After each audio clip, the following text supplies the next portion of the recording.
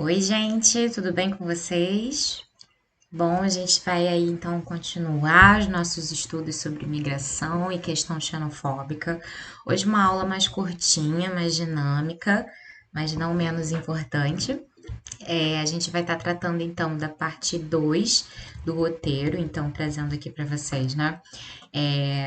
A gente vai partir, então, é uma segunda parte do capítulo 14, que começa na página 44, que trata do papel do Brasil no contexto aí, então, das migrações e da xenofobia. Antes de você assistir esse vídeo, volta lá no roteiro e dá uma olhada. O passo número um são vocês corrigirem os exercícios da aula passada, né? Então, eu coloquei aqui o gabarito para vocês de todos esses exercícios e em seguida despausa o vídeo, volta aqui e vamos continuar a aula sobre então o Brasil no contexto das migrações. Ok, então let's go. O Brasil, desde então, eu vou dar um salto, eu não vou entrar no período colonial e imperial, a gente já chega então no período do final, na verdade, do segundo reinado, início do período republicano, final do século XIX, início do século XX, portanto. O Brasil, ele se torna um grande receptor, né, de imigrantes, sobretudo de imigrantes oriundos da Europa, né? Assim como os Estados Unidos se torna, e como esse mapa está mostrando aqui para vocês, o grande local de atração, e a Europa o lugar de retração, de repulsão. Mas o Brasil, na verdade, a América do Sul, sobretudo o Brasil, sobretudo a Argentina, vai ser depois Cuba, Estados Unidos, Canadá, e aí sim, a gente tem o Brasil, vão receber aí um fluxo muito grande de imigrantes europeus. Essas migrações vão estar relacionadas a dois fatores que se complementam, né? Então, em primeiro lugar, a gente teve em 1888 o processo de abolição da escravatura, é, e aí você começa a ter uma substituição, na verdade ela já vinha acontecendo antes disso, ela se intensifica com a abolição definitiva da escravatura, quando então o Estado brasileiro e os proprietários de terra, né, os grandes latifundiários, eles vão incentivar cada vez mais a migração europeia para o Brasil. Nesse período, sobretudo a Itália, os países europeus, sobretudo a Itália, estavam passando por um processo de crise econômica muito grande. Então, os colonos, né, como eram chamados, as pessoas que viviam nas regiões, sobretudo nas regiões rurais da Itália, mas não só, também da Alemanha, de outros países, eles começam a vir para o Brasil por influência do Estado. Então, você tem o próprio Estado italiano. Você trouxe aqui para vocês algumas propagandas da época, né, do século XIX aí, que mostram uma convocação aqui dos chamados colonos italianos, né, o colono italiano lá no Brasil, então convocando as pessoas aí a migrarem para o Brasil. E isso do lado de lá, né? Então, o fator de repulsão na Europa era a questão, sobretudo, da crise econômica que havia no continente, sobretudo nesses países que eu mencionei. E aqui no Brasil, a atração, então você tinha inclusive o Estado brasileiro financiando parte dessa migração, está muito relacionado não só à questão da substituição da mão de obra escrava pela mão de obra europeia, mas está muito embasado também nas teorias eugenistas de embranquecimento, de uma tentativa de embranquecimento da população brasileira, teorias racistas, né? Então, de fazer uma eugenia, ou seja, uma limpeza, como eles chamavam à época, né? De você substituir, porque é, havia a população, o percentual de população negra no Brasil já era muito grande, você tinha aí uma série de teorias neodarwinistas que traziam essa coisa, né, da população, da etnia branca, sobretudo europeia, ser superior. Você vai ter argumentos aí, muitas pessoas falam, e a gente tem que tomar muito cuidado para não cair nisso, de que traz a mão de obra europeia porque a mão de obra negra era preguiçosa e os italianos, eles eram. Não é nada disso, gente, está relacionado muito a aspectos econômicos e a essa teoria aí, essa ideologia eugenista extremamente racialista. A partir da segunda metade, então esse processo vai durar até o início do século XX, né? Até aí, sobretudo, o período da Segunda Guerra, quando acaba a Segunda Guerra Mundial. Esse fluxo, então, de imigração europeia vai reduzir bastante e a gente vai ter um aumento de fluxos de imigrantes oriundos de outros países aqui da América do Sul, sobretudo do Paraguai, né? Na região da fronteira. Início do século XX, segunda metade do século XX, vamos lembrar, né? O Brasil está vivendo aí plenamente o início do seu processo de expansão da fronteira agrícola, de integração do território. Então, o sul do país, aonde inclusive vão se estabelecer grande parte dessas colônias europeias, vão receber também cada vez mais migrantes oriundos aí dos países vizinhos, sobretudo do Paraguai, nessa região aqui então de limite com o Rio Grande do Sul. Até hoje, né, a gente tem uma conexão muito grande. No século XXI, então isso vai continuar aí durante o século, segunda metade do século XX, uma migração muito grande de paraguaios, mas não só, também de bolivianos, argentinos. Mas quando a gente chega agora no século XXI, trazendo as questões mais atuais, portanto, a gente tem alguns fluxos importantes de considerar. Em 2010, o Haiti sofreu um terremoto muito grave, né, que somado a um país que tem uma série de problemas socioeconômicos, né, uma desigualdade social muito grande, uma pobreza muito grande, devastou o país e até hoje, né, o Haiti enfrenta aí dificuldades de superar a consequência. Então, mais de 10 anos aí, o país ainda enfrenta, apesar de já ter conseguido em boa parte se recuperar, enfrenta os desafios colocados aí que esse terremoto causou. Isso fez com que nós tivéssemos um fluxo muito grande, eu não coloquei aqui no slide, mas um fluxo muito grande de haitianos no Brasil, a partir de 2010, entrando aí sobretudo pelo norte do país. Bom, a imigração haitiana, ela, então trazendo aqui já para o debate da xenofobia, né, que é o foco da nossa aula, ela teve eco muito grande. A gente viu aqui, então eu trouxe essa matéria que mostra um relato, né, de um haitiano que conta que ele diz que se descobre negro quando ele chega ao Brasil. Que então, seguindo aqui a marca que eu botei dessa entrevista de jornal, ele diz: não consigo entender como ele, né, uma pessoa que chegou para esse haitiano e disse como ele, desculpa, ele num jornal, um leitor, na verdade, desculpa, o trecho que eu selecionei é o seguinte: uma pessoa, um gaúcho, leitor de um jornal, ele escreveu o seguinte, né? Não consigo entender como ele, o colunista do jornal, pode aprovar a vinda de haitianos e senegaleses e outros similares, não na sua cor, pois não sou racista, mas pelo índice cultural, que, conforme informa a imprensa, é em 90% dos casos baixíssimos. É comprovado que pessoas com pouco ou quase nada de formação cultural têm a tendência natural de caírem para o lado do crime. A prova disso foram os escravos que vieram para o Brasil que vieram para o Brasil, que chegaram sem nenhuma formação, sem nenhuma cultura e proporcionalmente hoje ocupam a maioria das vagas de presídio. Então, assim, é uma fala com tantos absurdos que é até difícil a gente elencar, mas que mostra aí, né, como que o brasileiro, existe um mito de que o Brasil é um país aí da democracia racial, e essa questão da entrada de imigrantes, sobretudo os migrantes haitianos, nesse contexto do terremoto, é, trouxe à tona muitos preconceitos, sobretudo preconceitos raciais, e que reforçam aí, que se acrescem a uma questão de xenofobia.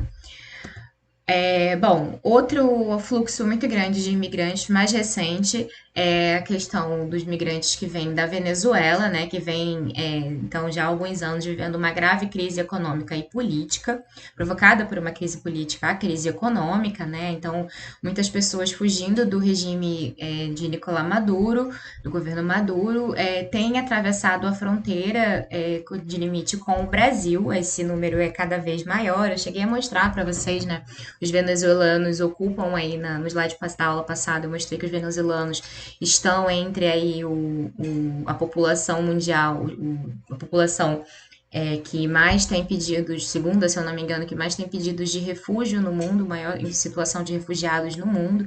Então, aproximadamente aí 2,3 milhões de venezuelanos deixaram o país, o que equivale a aproximadamente 7% da população venezuelana, então migrou para outros países. Então a gente já chama esse processo de êxodo venezuelano, porque é um processo muito grande, né? Então a gente já classifica como uma diáspora quase, já tem autores falando em diáspora venezuelana. Boa parte deles foi para os países vizinhos de língua próxima, né? Então, Colômbia, Equador e Peru, mas também muitos deles vieram para o Brasil, aproximadamente aí 128 mil, dados atualizados aí já trazem esse número para cima.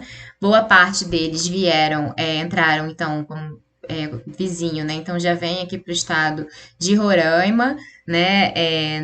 Bem na fronteira, e nessa região, então, é onde justamente se concentra grande parte dos casos de xenofobia com venezuelanos. Então, no ano passado, ou 2018, eu não tô certa, não sei se eu botei aqui a data, não botei, mas eu acho que foi em 2018, teve o caso aí de moradores de Roraima fizerem um protesto e atearem fogo em bens, né, desses migrantes que estavam aí em abrigos para esses refugiados venezuelanos. Então, os brasileiros foram lá revoltados e tacaram fogo nos pertences dessas pessoas, né? Teve também em 2017 protestos contra a nova lei de imigração no Brasil, e nesse protesto que eu trouxe a foto aí na esquerda, a pauta dos venezuelanos veio muito à tona, né, trazendo aí conotações extremamente xenofóbicas. É, Essa matéria de jornal aí mostra também, né, como que a questão da agressão aos venezuelanos em Roraima, sobretudo, que é onde se concentra a maior parte desses migrantes, porque é o estado que faz fronteira com a Venezuela. Então, mostra aí que em 2018 Roraima fechou com uma taxa de 66 assassinatos a cada 100 mil habitantes, né? Na média nacional, você tem aí 27 assassinatos para cada 100 mil habitantes. Então, repara como isso numa região, né, que tem uma população pequena. Se a gente comparar, aí, por exemplo, ao Rio de Janeiro e São Paulo, você ter uma taxa dessa de assassinatos a cada 100 mil habitantes é um número muito expressivo e cresceu muito. Então, a matéria continua mostrando que em 2014 o Estado contabilizou 78 assassinatos, 2015 102, é, cadê? Em 2016 a taxa desculpa, em 2015 a taxa era de 20, em 2016 essa taxa dobra para 40, e em 2018 a gente chega aí a 66. Então, e grande parte aí dessas pessoas assassinadas são de origem venezuelana. Aqui ficou a tela preta, não sei se vai dar pra gente ver, mas é o vídeo que eu sugeri, que tá aqui então na continuação do nosso roteiro, o passo 5. Então, depois feitas as atividades do livro, eu gostaria que vocês assistissem esse documentário. Ele não é grande, ele tem aí 20 e poucos minutos, 30 minutos, por isso a aula de hoje também vai ser mais curta, para vocês poderem ter tempo de assistir esse documentário, que conta aí a história das mulheres venezuelanas no Brasil, né, em Roraima.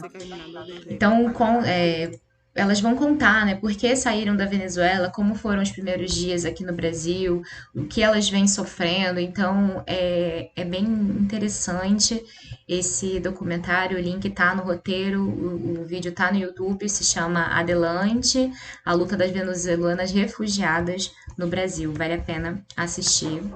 E na verdade eu exijo que vocês assistam, porque vocês vão fazer uma atividade aqui. O passo 6 são 3 questões sobre esse documentário, mas também sobre o que vai permear também as coisas que a gente assistiu. Dentre outras características aí do Brasil nesse contexto de imigração e xenofobia, tem uma pesquisa da Federal de Minas Gerais que mostra aí que os haitianos e os bolivianos ganham menos do que os brasileiros, muitas vezes recebendo mesmo realizando o mesmo trabalho. Então, sobretudo os bolivianos, né, boa parte deles vivem em São Paulo, e realizam atividades, trabalham muito nas fábricas de roupa em São Paulo, sobretudo na região do Brás.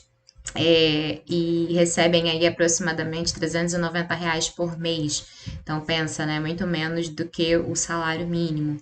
O mesmo acontece aí com boa parte dos haitianos. Bom, no Brasil, a gente tem então aí esse mapa, ele é interessante, ele mostra os números de imigrantes e emigrantes no Brasil em 2009. Então, apesar de fazer aí mais de 10 anos esses dados, eles dão para a gente ter uma ideia da mudança por região, né? Então, repara que a gente tem aqui um equacionamento, uma entrada grande de pessoas no Sudeste e saída, na região centro-oeste, você tem uma chegada muito grande de pessoas, isso está muito relacionado ao avanço da fronteira agrícola, né, de pessoas que vêm, sobretudo aqui dos nossos vizinhos da América do Sul, que vêm trabalhar nas plantações do centro-oeste e do sul do país. Aqui é 2009, mas se eu pegar os dados atualizados, é porque eu não achei um mapa recente, mas eu estou segura de que se a gente pega um mapa para mostrar a questão do número de imigrantes que entram na região norte, com certeza esse número subiu muito, sobretudo nessa última década, a partir da questão do Haiti e da Venezuela, ok?